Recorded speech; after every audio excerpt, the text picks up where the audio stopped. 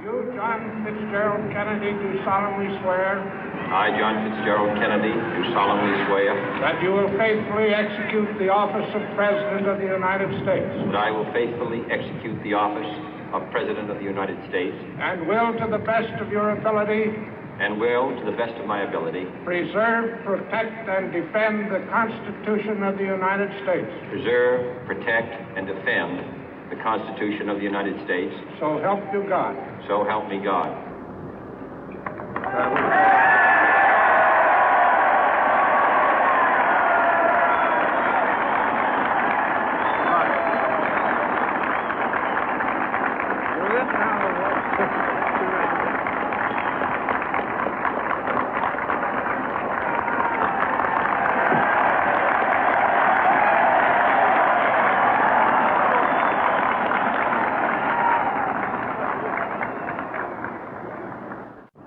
Vice President Johnson, Mr. Speaker, Mr. Chief Justice, President Eisenhower, Vice President Nixon, President Truman, Reverend clergy, fellow citizens.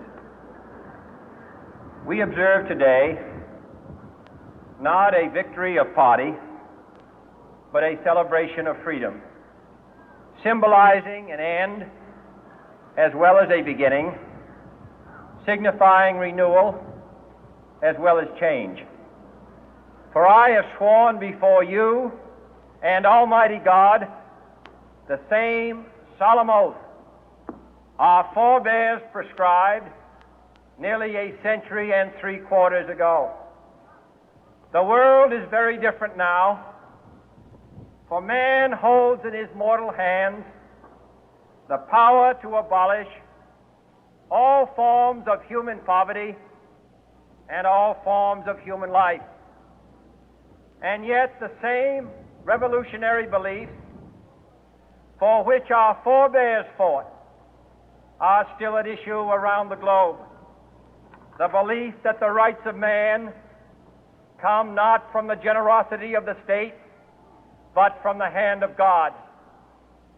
We dare not forget today that we are the heirs of that first revolution.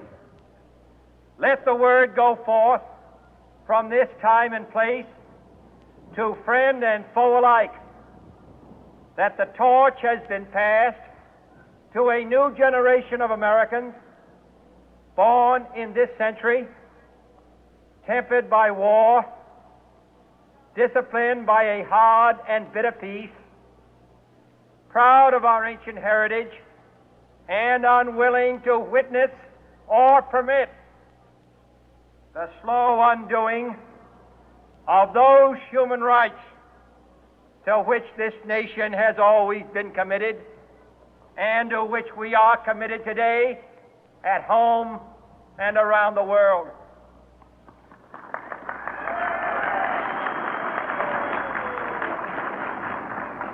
Let every nation know, whether it wishes us well or ill, that we shall pay any price, bear any burden, meet any hardship, support any friend, oppose any foe to assure the survival and the success of liberty.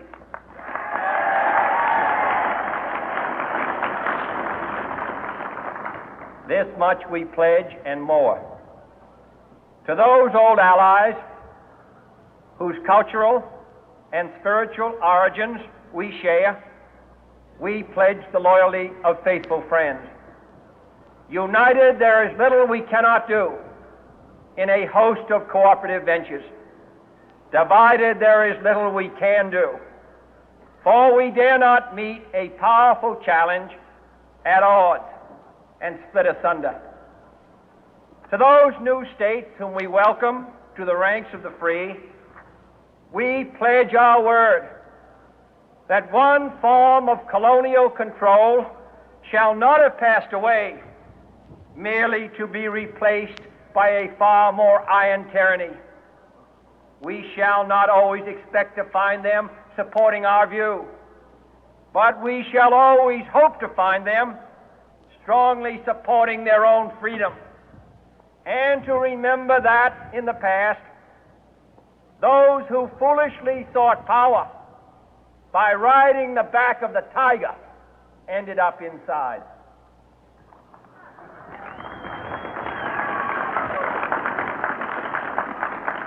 To those people in the huts and villages of half the globe struggling to break the bonds of mass misery, we pledge our best efforts to help them help themselves for whatever period is required, not because the communists may be doing it, not because we seek their votes, but because it is right. If a free society cannot help the many who are poor, it cannot save the few who are rich.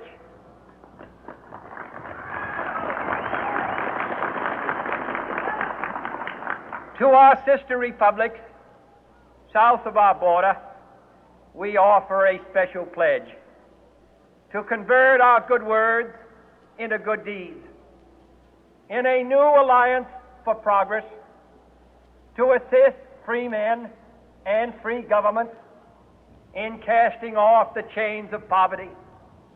But this peaceful revolution of hope cannot become the prey of hostile powers.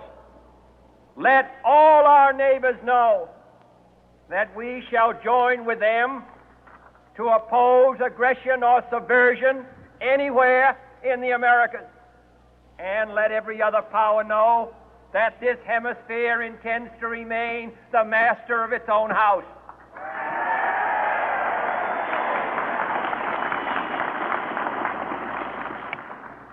To that World Assembly of Sovereign States, the United Nations, our last best hope, in an age where the instruments of war have far outpaced the instruments of peace, we renew our pledge of support to prevent it from becoming merely a forum for invective, to strengthen its shield of the new and the weak, and to enlarge the area in which its writ may run.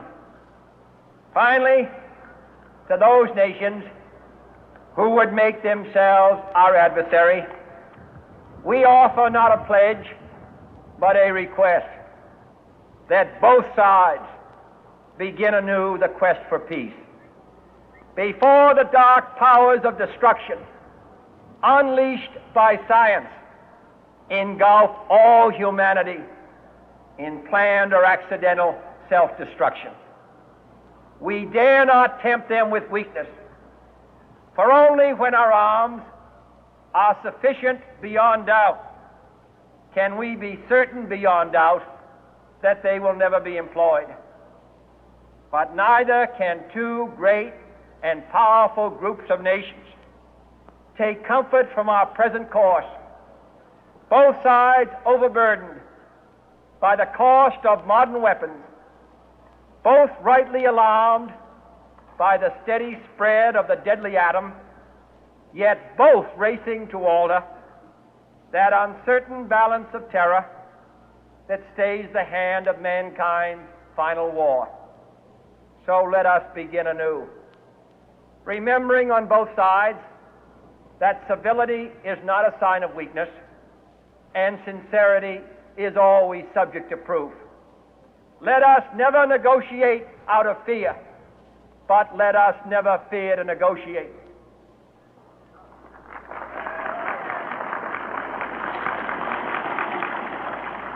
Let both sides explore what problems unite us, instead of belaboring those problems which divide us. Let both sides, for the first time, formulate serious and precise proposals for the inspection and control of arms, and bring the absolute power to destroy other nations under the absolute control of all nations.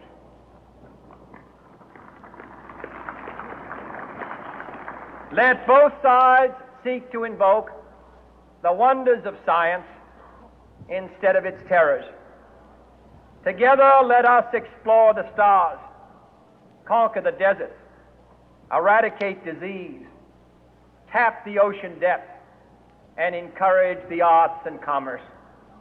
Let both sides unite to heed in all corners of the earth the command of Isaiah to undo the heavy burden and let the oppressed go free. And if a beachhead of cooperation may push back the jungle of suspicion, let both sides join in creating a new endeavor, not a new balance of power, but a new world of law, where the strong are just and the weak secure and the peace preserved. All this will not be finished in the first 100 days, nor will it be finished in the first 1,000 days, nor in the life of this administration, nor even perhaps in our lifetime on this planet. But let us begin.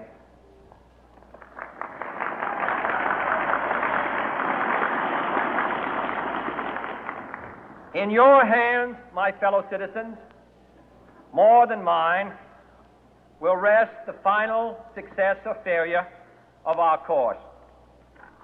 Since this country was founded, each generation of Americans has been summoned to give testimony to its national loyalty.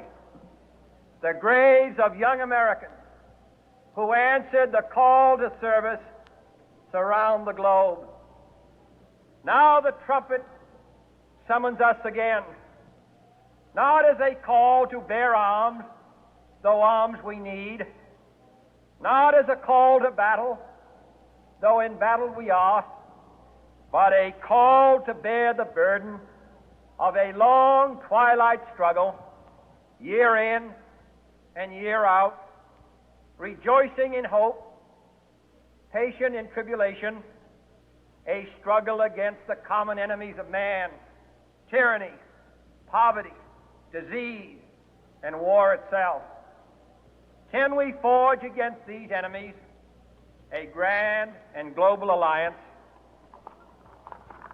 north and south, east and west, that can assure a more fruitful life for all mankind?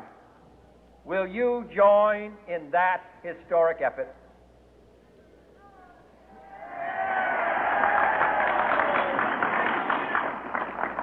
In the long history of the world, only a few generations have been granted the role of defending freedom in its hour of maximum danger. I do not shrink from this responsibility. I welcome it.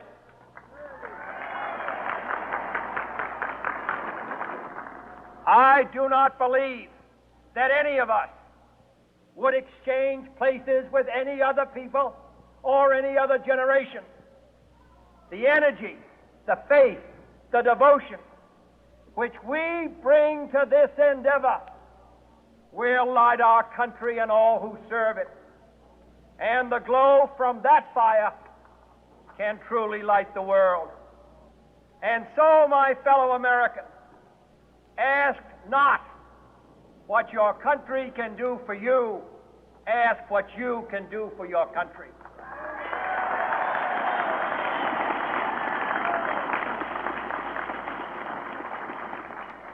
My fellow citizens of the world, ask not what America will do for you, but what together we can do for the freedom of man.